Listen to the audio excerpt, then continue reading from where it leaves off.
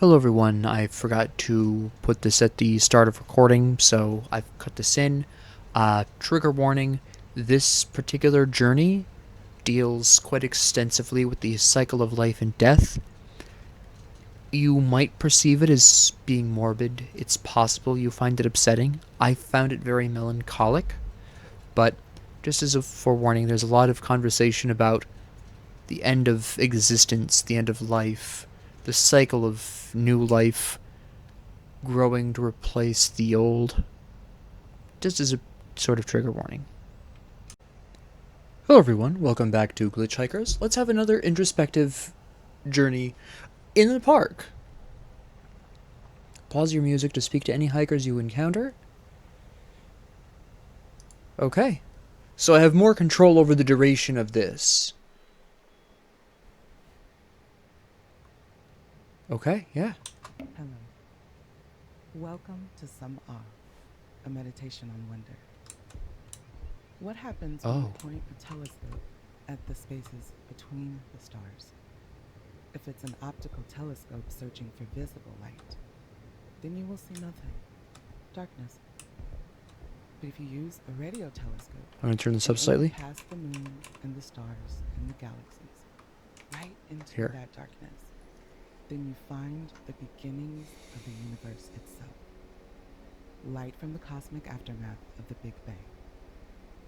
That light's not visible. Not anymore. 13.7 billion years have stretched out those waves from white light to microwaves. So we can cook our food in it. Faint. Faded. But still there. Still finding us after that's since the beginning of time. Why you're saying the sky is from the universe's childhood. Okay. Given to all. No, I know you're going with this, I think. Beyond the stars.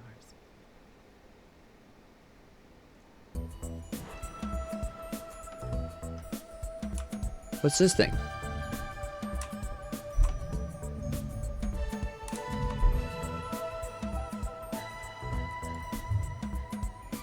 Oh, okay.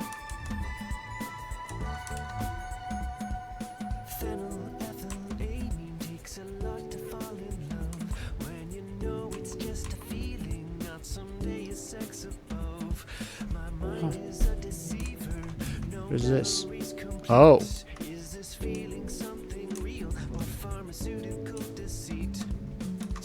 Hold on.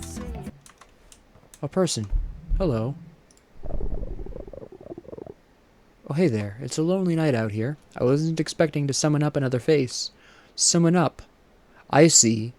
So I'm part of your journey here in this conversation, not the other way around. Okay. I'm the passenger in this scenario. This park is a little refuge of nature nestled among the noise of the world. I love nature. I love getting away from the structures of humanity to the wildness of nature. I can't read it today, apparently. Away from the chaos of people to the order of the cycles of life. So I thought I'd paint it in all its structured, chaotic wonder. Ah, no, you were in the car too. You were my passenger in the car, but here I'm yours.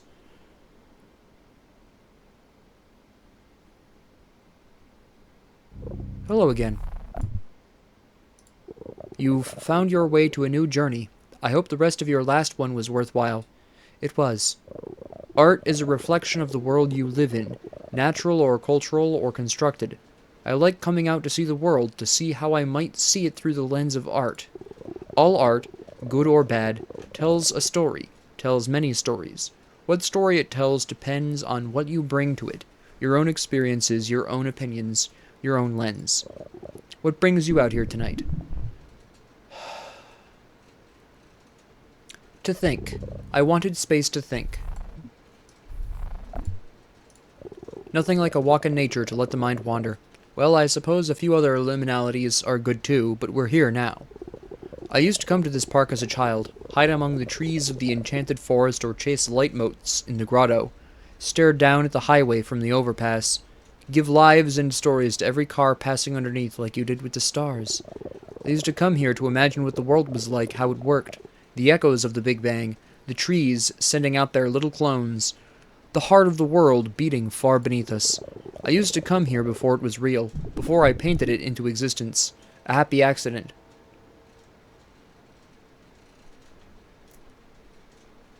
I'm your passenger. I'm not going to be confrontational here. It's beautiful.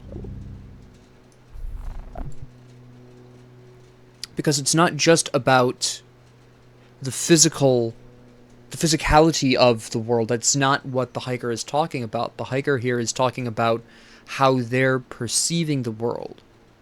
It's about perception. Right? It's the difference between waking up on a crisp autumn morning and going outside on your front porch to enjoy the fog and the leaves falling and the slight chill in the air, or bemoaning its existence, or simply observing it as a fact.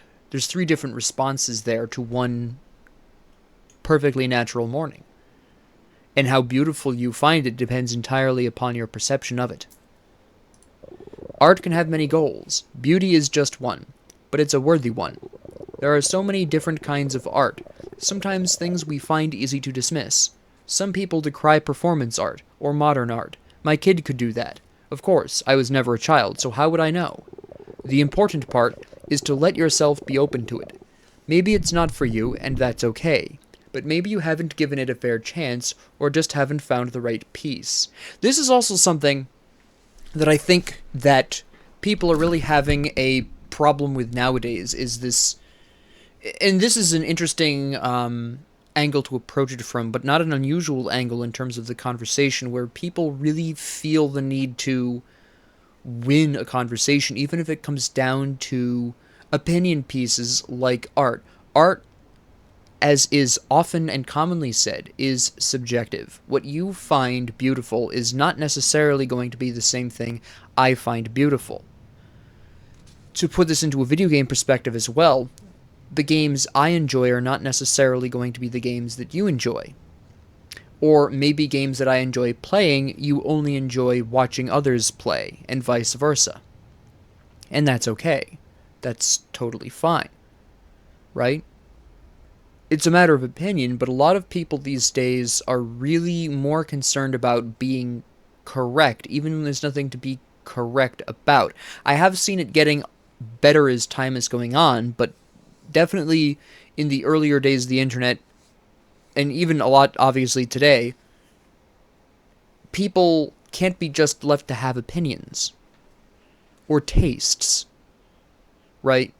And part of this is because there are a lot of bad actors out there disguising various things as a matter of taste, right? For example, some people will claim that their political leanings are a matter of taste or opinion, and that's partially true. But it's also a matter of ideology. Where does your ideology align, right? It's not just taste. People don't have political opinions on pure taste. It's opinion-based. True, but it's also ideological. It says about what you believe as a person inherently, right? I could say so-and-so is a liberal, and that's going to come up with specific associations, right? You're going to assume that they're going to have certain stances on certain topics. It's ideological, right? And there is a difference, and that's something that I think that's the main reason why people have a problem letting others have opinions and tastes, is because I think a lot of people confuse ideology with opinion, because you can describe them very similarly, right? And kind of that's what the hiker here is approaching from, at least the way I'm reading it. I can't say I don't like art, because I do, but my tastes on art are definitely non-standard. I would have to say probably out of all of these, I like performance art the most, because it speaks more directly to me and can say more to me than the other types do. Art as action, as dynamism, forcing you to consider the human element, to think about what our actions, our choices, however mundane, might mean. Yes, and art can affect you in unexpected ways. art making can affect the artist in unexpected ways too. Marina Abramovic set up in a gallery to sit across from visitors and engage in silent conversation, exploring emotion and endurance and wordless communication. Until one of the visitors was Yulei, an artist and her ex-lover, who she hadn't seen in over 20 years. In that silent moment, the piece shifted, changed, took on new meaning for them and for the audience.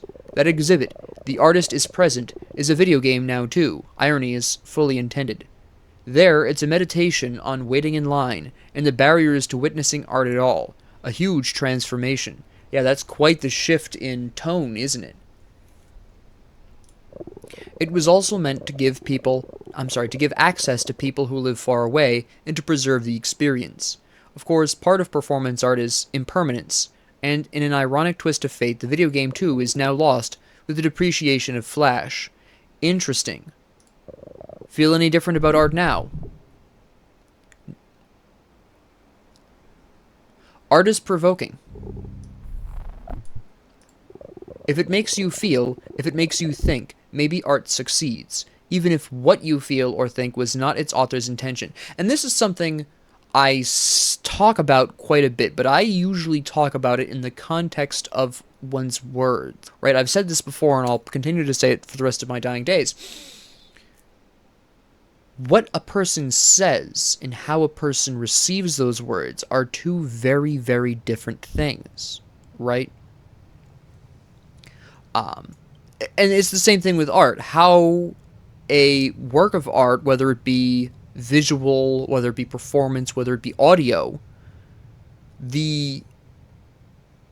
what the artist was saying and how the receiver, so to speak, perceives it are two totally different things. You can see this. I think this is most visible in music.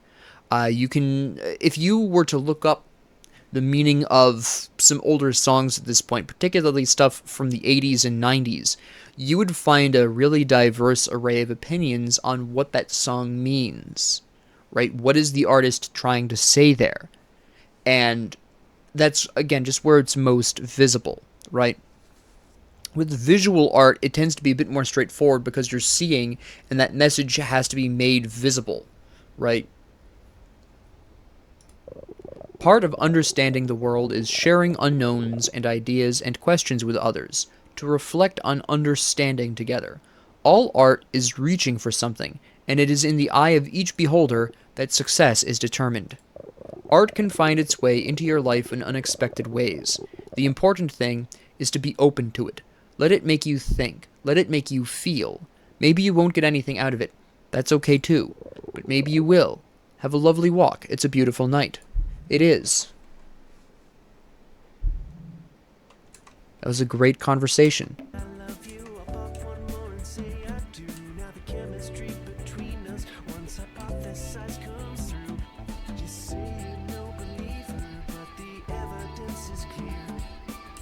It's a lovely park.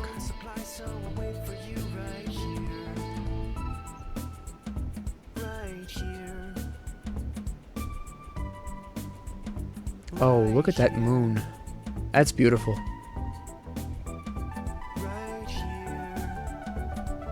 Oh.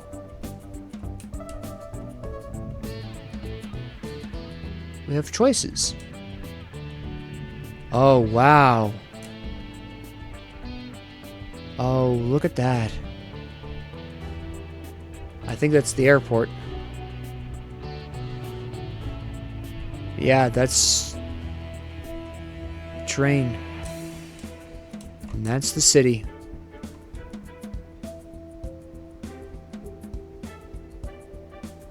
See, this is what I like. Visually. These kinds of scapes. That's fantastic.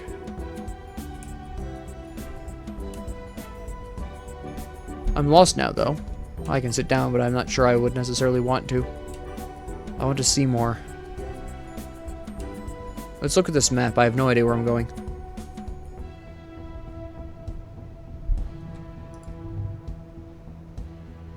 Oh, yeah. There's the eye to indicate that there's something cool to see there. There's arches there.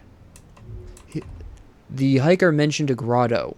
I would like to see this grotto. I think Do you that's feel this right light here. on your skin? The tingle of trillions of massless particles bouncing off of you? Do you detect the warmth of their energy being absorbed and transferred? Sometimes. When light hits a surface, some of that light bounces off into our eyes, allowing us to see the surface, Mm-hmm. its shape, its color, its polygons. But some is absorbed, its energy converted into heat. All the energy that sustains our world comes from the sun, daylight, moonlight, the gravity that formed and still guides our planet, the fuel for the plants and creatures around you, the light coming out of your screen into your eyes. Light warms. We know this. We feel it. Never more immediately than when it is gone. In an eclipse, when the moon wants the spotlight for a bit and blocks the light of the sun, it gets cold in that darkness. Even if it only blocks a little, the temperature change on the Earth is noticeable, up to 15 degrees centigrade. Light is energy. Energy is light. You produce light too. The heat you generate deep inside, radiating outwards in the infrared. You yourself are a light in the darkness.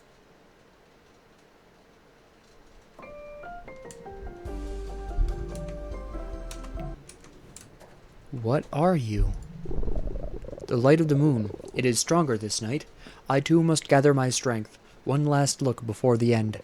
There is only such small light left within me.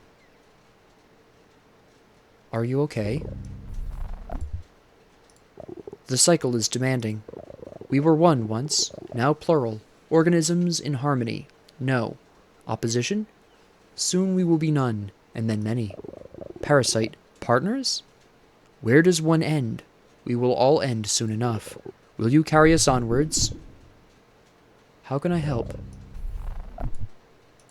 Your presence, your words. You help already. You speak now with the deer. I must remain balanced, conserve energy, search for the light.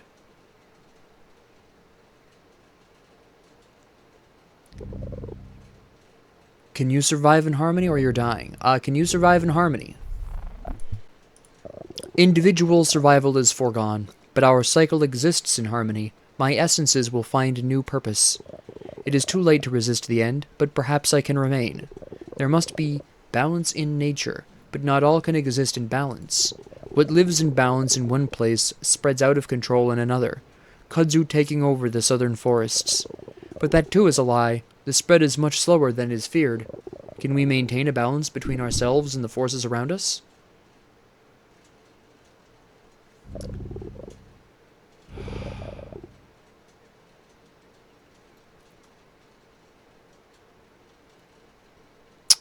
I was originally going to say no we can't, but reading the full actual dialogue I don't quite agree with this, because while to some extent we are defined by the forces around us, we also have our own ability to influence some of the forces around us as well. So I think this full sentence, "we must find a balance in the ways we can," better describes my actual thought process here. The scales tip so precariously. You must act, it is true. But there are limits to how much we can push back, which is also true. Accept your place in a larger system. Yes. We try to maintain balance, control the forces around us and within us. Antlers, growth akin to cancer in the bones, but we maintain control. And so cancer itself loses its power over us. Can we control? Can there ever be true balance? Ecosystems are in constant flux, ever changing. Nature does not have stasis. Everything dies, decays, new life emerges. We change. The world changes. Darkness approaches.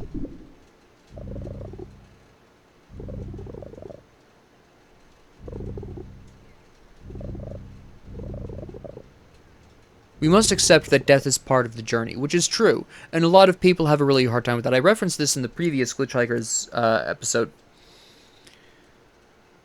All things change, all things die, and there's new things to take its place, right? That's to bring back to a currently popular subject of conversation right now with population. That's part of why the ideal family has at least two children, right? The parents generate two children who will replace them when they die, will carry on their legacy, carry on their ideology, ideally, right? Carry on part of them into the future. And then their children will have children. And theoretically, well, at least theoretically, their children will have children who, in turn, they will die. And their children will carry on a piece of them, which includes, of course, a piece of you, right? Even if it's not the entirety of you, there is part of you there. It's up to you when raising a child, it's up to you in how you exist, or coexist actually would be a better term, coexist with your child or children, that defines whether they bring forward the good in you or the bad.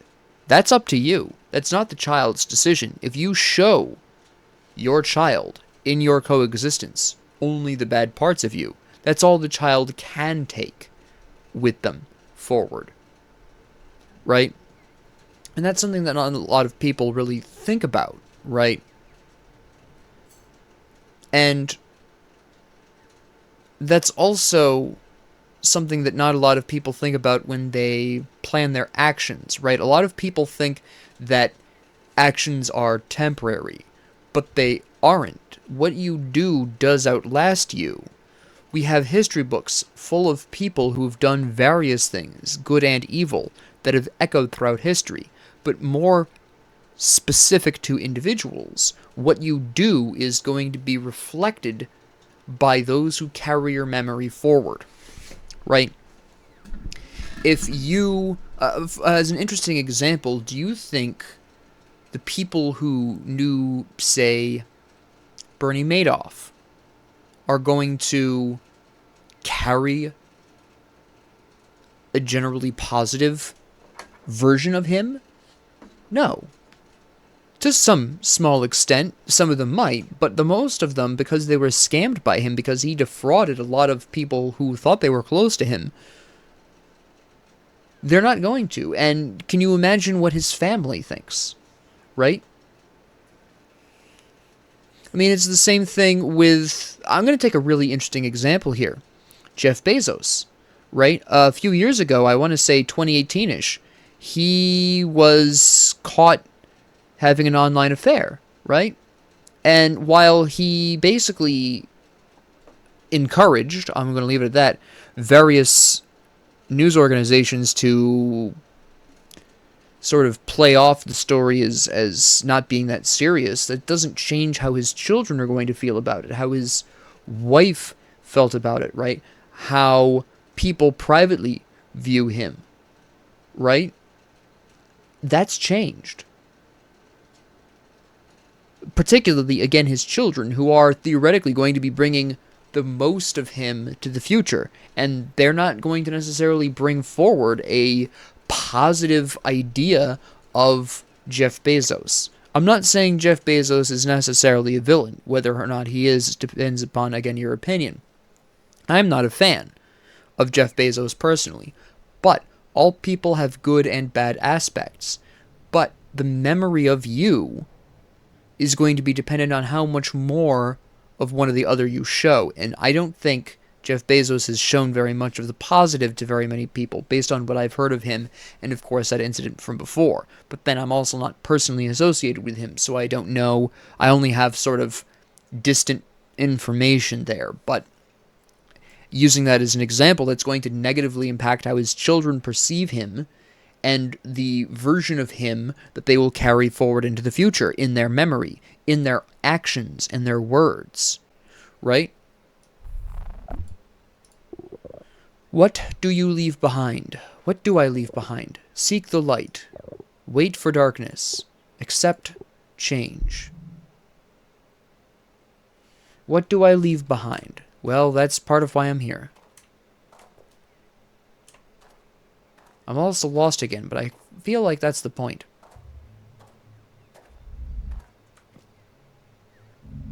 I think I go left. Oh.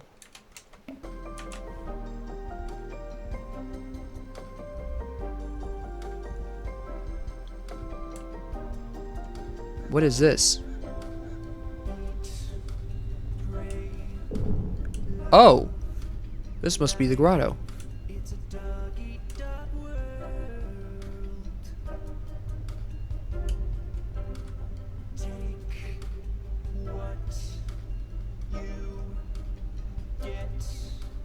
That's interesting.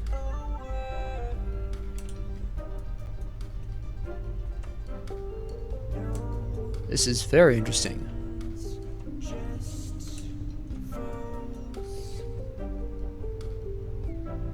Oh, the mushrooms are following me. Have I been embraced by the mushrooms?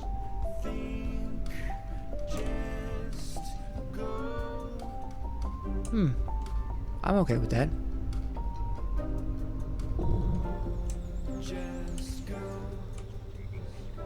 Yes, I have.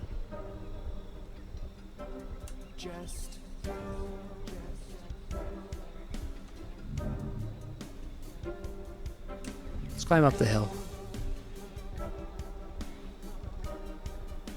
I have no idea where I'm going.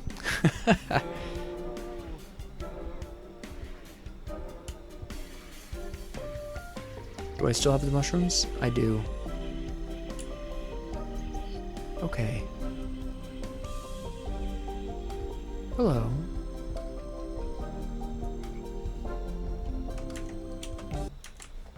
Don't mind the mushrooms. You ever think about what comes next? All the time. I want to wander. I want to talk some more. There are always more stories to tell, more questions to ask. We don't have the answers, but maybe we can help you find something close. But I mean, after all of this life on this world, when your neurons stop firing, your heart stops beating.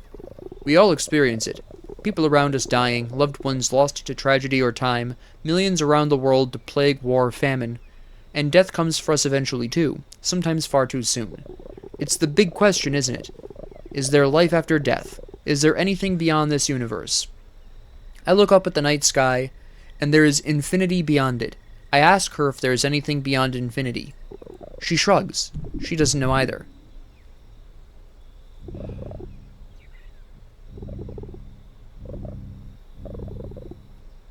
I don't know.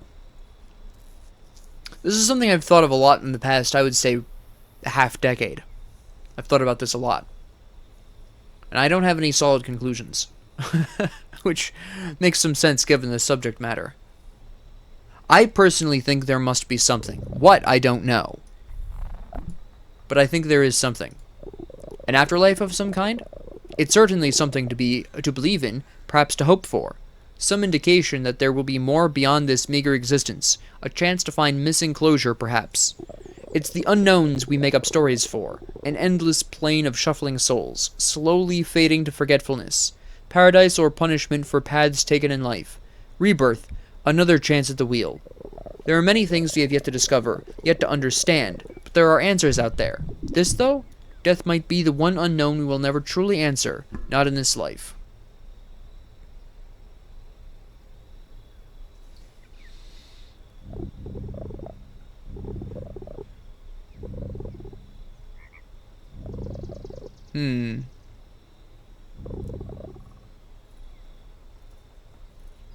I think this would better describe my ideology, because I kind of have an amalgamation at this point, and that's best described with this. We peacefully become one with the universe. Oblivion, but also a kind of homecoming, our energy returning to the source. Oneness, connection to all life, to all creation. Perhaps the ultimate ascension, Maybe there truly is nothing, and this is all we have. This one life. There are no one-ups here. This one life and then oblivion. But maybe there is wonder in that as well. Consciousness is a kind of magic, a spark that lights the universe for the briefest of times before disappearing once more, like the firing of a single synapse. Miraculous and special because it is finite. If this life is all we have, then it is even more our responsibility to do well with it, to create love, to create wonder, to create beauty, to create kindness.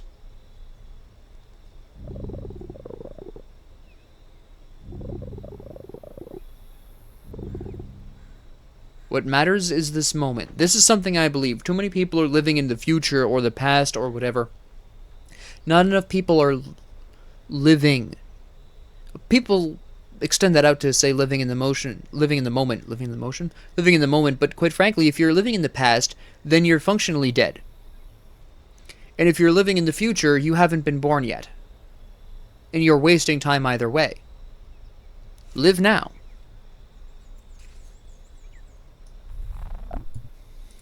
This moment is all we can control, at least for this moment. What will you do to make the next moment better than the last? We are all made of stuff that burst from the heart of stars. We will all eventually be part of stars once more. Even if that's the only life we have after death, it's a pretty beautiful one. I asked the night sky what she believes. She sees stars form and die, new stars born in their wake. She doesn't know what to believe. She just sees infinity, death and new life, and death once more.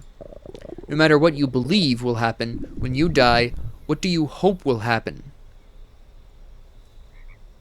I hope for clarity. I want to understand it all. Maybe there is some truth, some perfect understanding to be found in that moment. Maybe that's all we can hope for.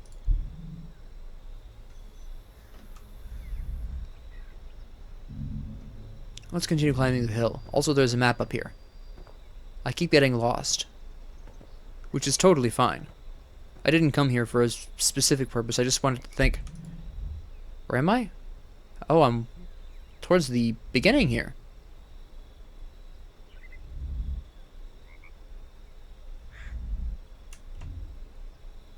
I want to go down the swirly one. I need to turn around then. But that's fine. Oh, I need to...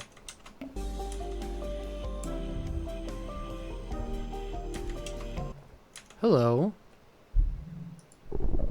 Gosh, would you look at that sky? The infinity of the universe laid bare before us, veiled as it may be by our atmosphere and the light bouncing around inside of it.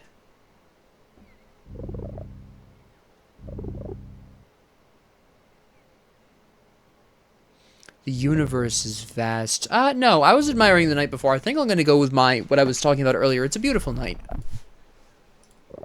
I love just soaking in it, letting the beauty surround me, engulf me, losing myself in it. I love studying physics. It's an exercise in understanding how it all works out there, as a way to really appreciate the complexity of the universe we live in. But that's the wonder of consciousness. The universe doesn't care if we understand it, but we can still thrill in the attempt. I have an ex that used to talk about that all the time. We'd go flying out beneath the night sky and they'd muse about how indifferent the universe is to us. Lifetimes will blink away and it will carry on into infinity. And yet they'd say as we settled into the two small seats of some swing set, here we are nonetheless. Here we are, able to love, and to make art, and to study physics in an attempt to understand and appreciate it all. We have that ability despite the universe's indifference. Our presence, our lives, our loves exist because of the universe, as part of it. I'm torn between the complexity of life is amazing or the universe is inspirational.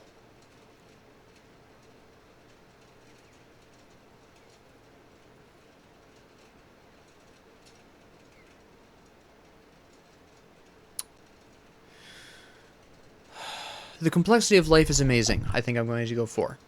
Yeah, like, take crows for example. Here's this bird, this species that seems so much like so many others. We might marvel at bird flight, but existing alongside them we take so much for granted.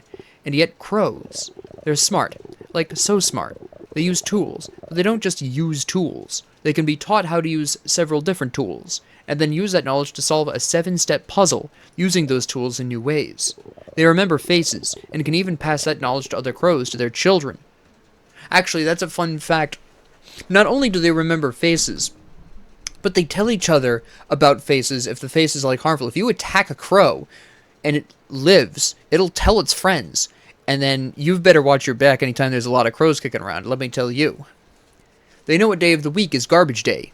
Crows from different regions have different dialects. That means they effectively have language. My ex really liked crows. I like crows. I too love crows. And sometimes it's so nice to just live in appreciation of something. It doesn't need some deeper analysis. But what if your appreciation of something involves deeper analysis? It's how I appreciate something. Although, to be fair, that was kind of what she was talking about earlier with the physics in the universe. She appreciates the universe because she has a deeper understanding of it than she did before. So we're kind of on the same wavelength on that one. The universe created crows, and the universe created us. And we can look at crows, and we can understand the complexities of consciousness and flight and problem solving and language. Do you realize how complex these things are? I don't think any of us can truly understand how complex these are. We're talking about the complexity here, but to be honest, we still can never fully comprehend the complex thoughts that go on in crows as they fly, what they're thinking about, how they're reacting to things, or any bird, really. The fine motor control, because our flight in planes is nowhere near like that of birds. We don't flap. Our planes don't have flapping wings. It requires gasoline. When we fly in a plane, we're not constantly looking for the slightest movement to indicate food on the ground dozens of feet below us. It's a totally different experience. We'll never truly understand even each other, right? This is just an extension of, as well, trying to understand each other as well. And all of it exists on this one tiny world in this vast and indifferent universe. We exist. We exist. How wild is that?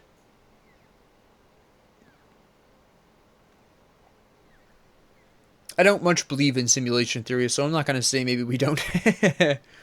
I don't necessarily say it's inevitable either. I think I'll say it's a miracle. It's a miracle. Whatever your definition, whether it's divine or simply the miracle of happenstance, it is truly amazing. They doodled a solar system in the sand at our feet as we swayed on the swings. Planets circling a sun, even those distances, practically unfathomable to us. And there's so many different suns, so many different worlds. What else is out there?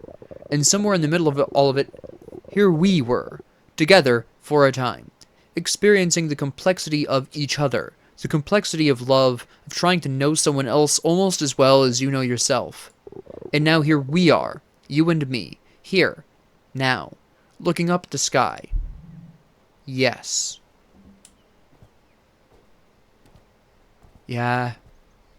It's quite incredible, actually. Regardless of what you believe or how you look at it, I keep forgetting to turn my music back on. It's quite phenomenal.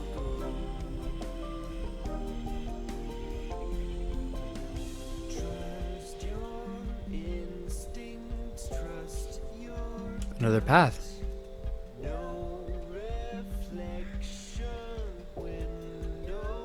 Oh, we're going over. Okay, we're going over there.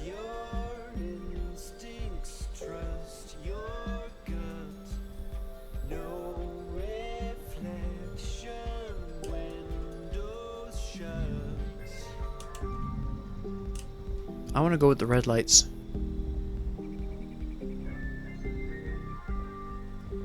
Oh, there's a... No, that's not a map. What is this?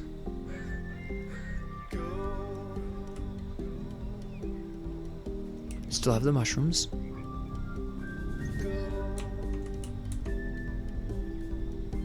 Let's go in here. Oh! I wasn't expecting this.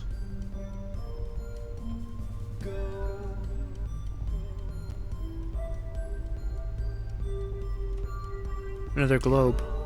Huh.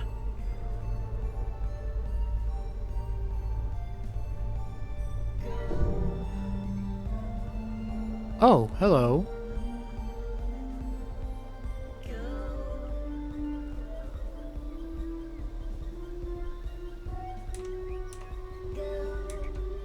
Hello. Can't talk to them, unfortunately, but that's okay.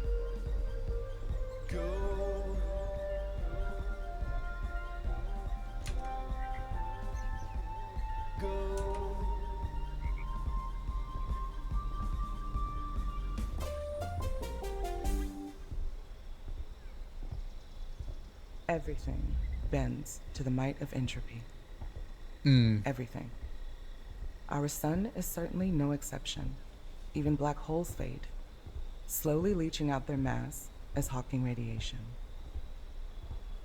You can find plenty of entropy all around you, too. It's in the fading echo of a bird call as it reverberates through the landscape. Organized sound waves becoming weaker, filtered, and scrambled by the space they move through. Or the flow of water during this. I can pause this in the middle. That's interesting.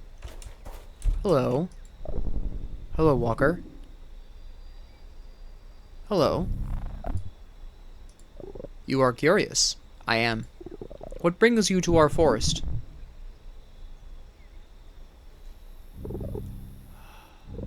I'm enjoying nature. There is much to enjoy. Would that we all survive millennia together, so there is nature to enjoy for our futures. The forest is home for us. Here, you are a visitor. I know. But that is okay. The forest is yours as well. Together we survive this world. We grow from what came before. We live amongst those on the same journey. That's a very global perspective. It is a hard world, that it is. The systems want to clear-cut us, you too. That's true. They see only market value. We know we are worth more. We know you are worth more. Thank you. I understand I know what you're saying. But here we survive. We thrive. We are part of an ecosystem. We sustain ourselves. We are sustained. We are a multitude. We're all one ecosystem. We should help each other. Perhaps only by acknowledging that will we all survive. We are one, and we support one another, as this fallen old one supports us, as the forest supports us, roots stretching far beneath the world, intertwined. We know when we find ourselves. We know when we find each other. We talk along these roots, along mycelial networks of allied fungi. We tell each other of dangers, of insects or disease. We send our sugars to those of us who struggle.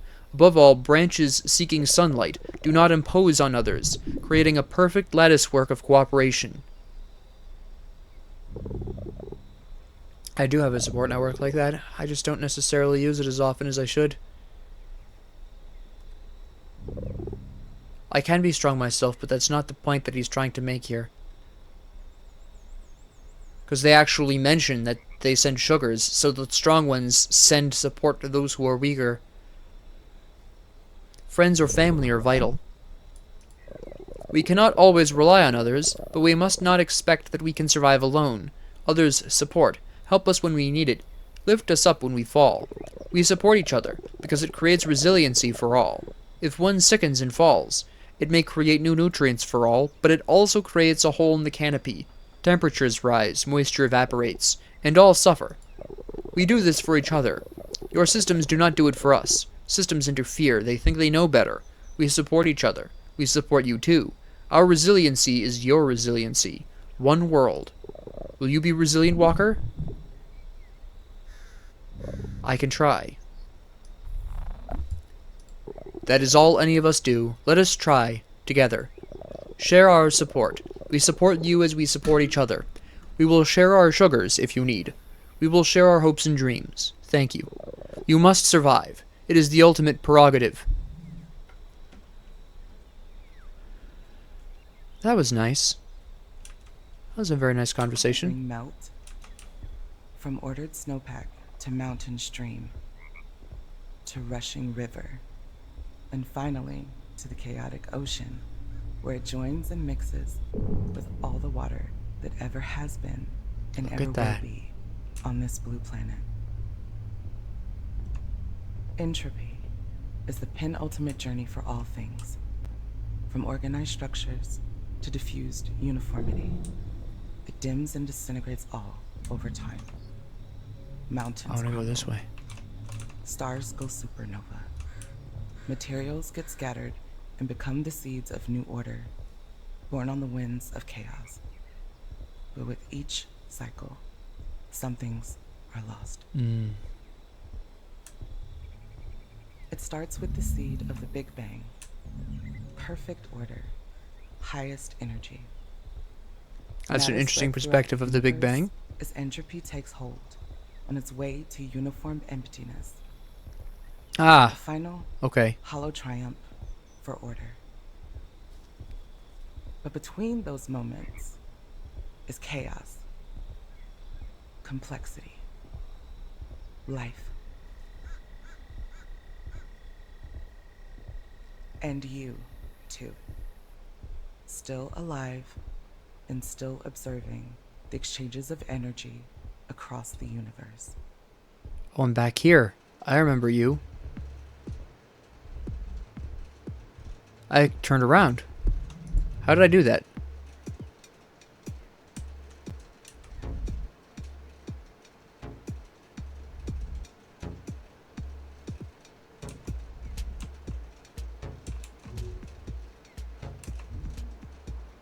Wait, I'm very lost. I'm not sure I'm where I think I am. Hold up.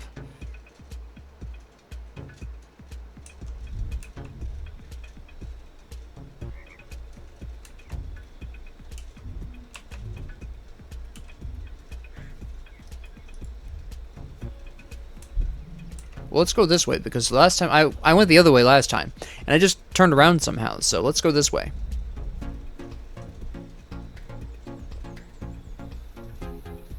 Well, this is snazzy. That's the artist again.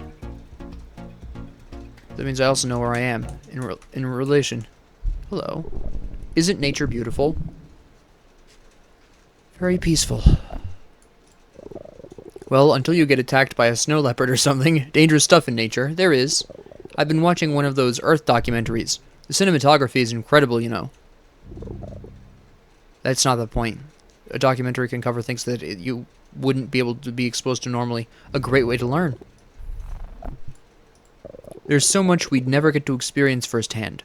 Our world is truly astounding sometimes. There's a type of anglerfish called a red handfish. I guess it technically can swim, but, like, it doesn't. No swim bladder either. It just sits on the ocean floor and walks around on these hand-like fins. You don't think about it much, but fish fly. I mean, most fish. They fly through the water like birds in the air. And these little guys are stuck on the ground. Maybe they're living their best life. Maybe they are. If you can call slowly going extinct their best life, then again, maybe we are too. We are. Ugh. Meanwhile, we're out here destroying our own planet. Just like the handfish, we could solve our problems. The solutions exist. We just choose not to. We choose not to fly. Instead, we so carefully document all of these wonders of nature for posterity because all of them are liable to disappear.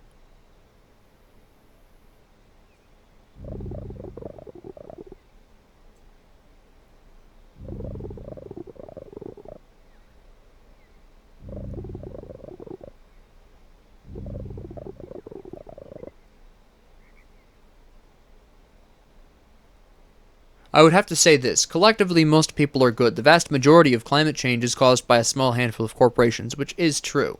This is actually really my major problem with a lot of environmentalist movements. My main issue with them is that their focus is all about individual people when, quite frankly, that's not the problem, right? The problem comes down to predominantly oil companies, and we all know that they're funneling money into the appropriate politicians' pockets to keep it that way. But that's not really the point here. The point is that a lot of environmentalist movements focus on individuals doing whatever. You know, keeping the cows from farting and bending over backwards to recycle. And while recycling is good, don't misunderstand me, it's not going to solve the issue. It's barely contributing, right? But they don't usually speak out against corporations because, quite frankly, I suspect a lot of them are also receiving donations from oil companies and the like. A lot of things are for sale. And morality is the first to go when dollar signs start getting thrown up. I'm just saying. But what does it say of people as a whole if we've let it come to that? That generations invested their energy in building these engines that now work to destroy them? Some of us have lived through one disaster after another, one attempted revolution after another. And we see and hear it all. News travels fast through the screens we're so attached to. How are we affected by that? How will that define us?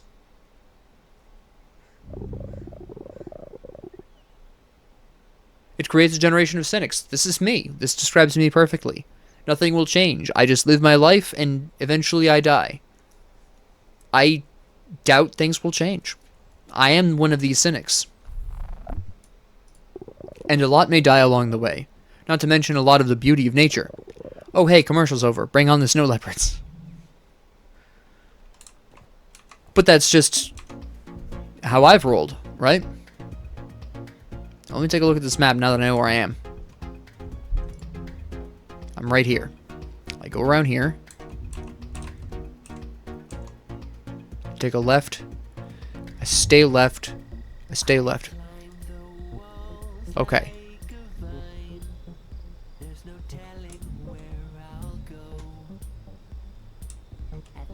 Wait, the forest has changed. Oh, I've teleported.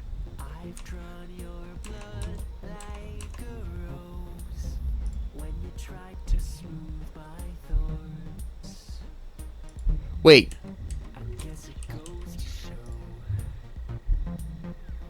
No? I didn't teleport. I did. Oh no, I did teleport, but I don't know where I teleported to because it doesn't actually tell me. Oh, I blinked to warp there. Oh, how did I not read that before?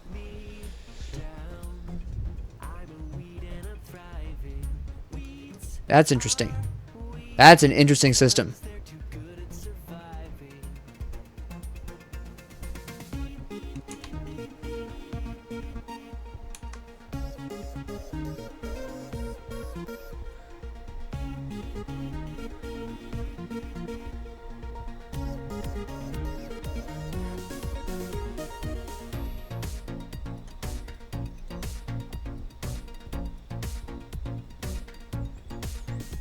Here we are.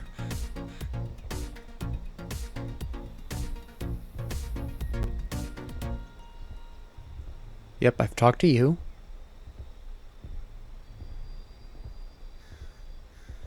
Beyond the edges of the atmosphere lies the incredible vastness of space. But that vastness is far from empty. From the beginning of time, countless neutrinos have been moving through the cosmos at nearly the speed of light. And new ones are born all the time, in the hearts of stars and nuclear reactors. Our universe is full of neutrinos. But neutrinos are nearly impossible to measure. Despite the fact that there are so many of them, they rarely interact with anything in the universe. Neutrinos stream through matter as easily as they move through the vacuum of space.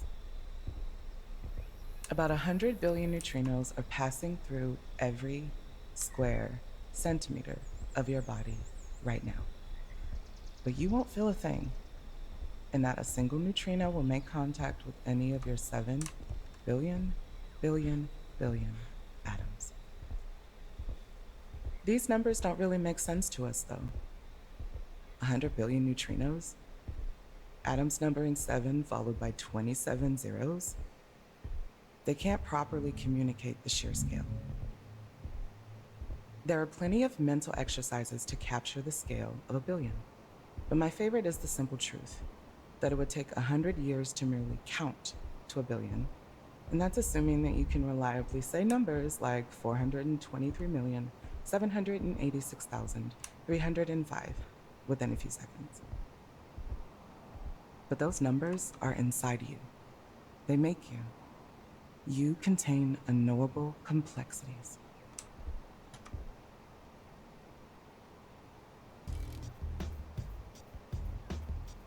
That's a beautiful view. I'm still blessed with the mushrooms.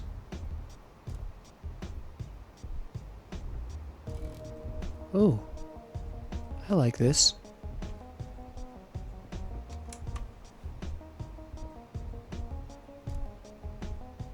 Playlist is almost up. We'll soon be at an exit. It will balance perfectly. I was lost for precisely the correct amount of time.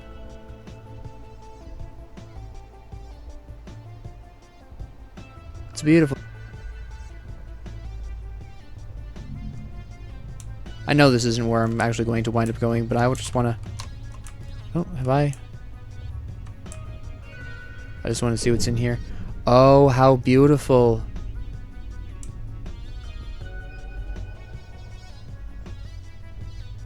Oh, wow.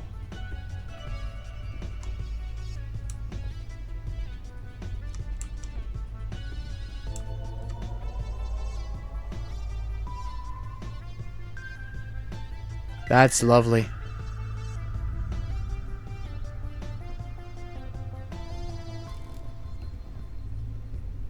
Nice.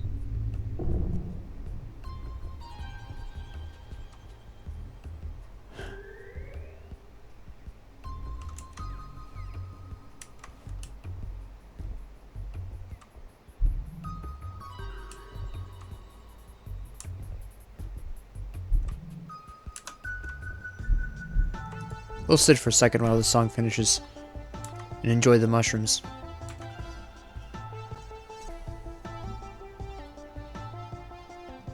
This is worth it. This is a nice walk. I'll have to add an addendum that this gets pretty deep into the cycle of life and death. I forgot to put a trigger warning at the beginning of this.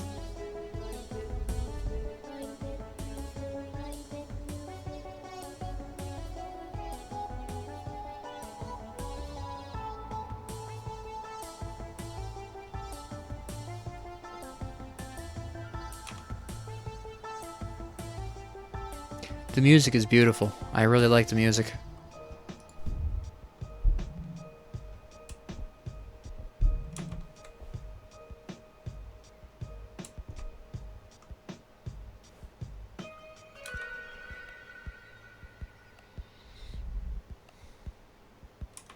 Thanks for listening to Some Awe. This program was made possible by grant funding for the arts and through the support of listeners like you. Think back to that invisible light from the Big Bang, redshifted far beyond red. What a beautiful view of the park. The cosmic background radiation. Ancient photons, electromagnetic refugees, fleeing from the moments when the very first atoms came to be. When the universe had cooled and spread enough for there to be disparity. Where there had been oneness, now there was matter and void.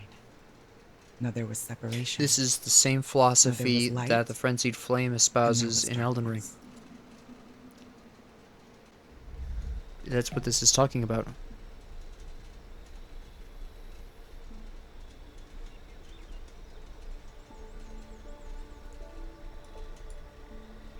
We'll be seeing credits again. I think I've heard this one already. One goes left, the other. I need to see if I can find the music for this game because it's absolutely fantastic. Well, with that being said, thank you all very much for joining me. If you liked this, please like and subscribe. If you didn't, please ignore me. And if you have any comments, questions, concerns, ideas, suggestions, or requests, please leave them down in the comment section below. And thank you all very much for joining me, and have a great 24 hours.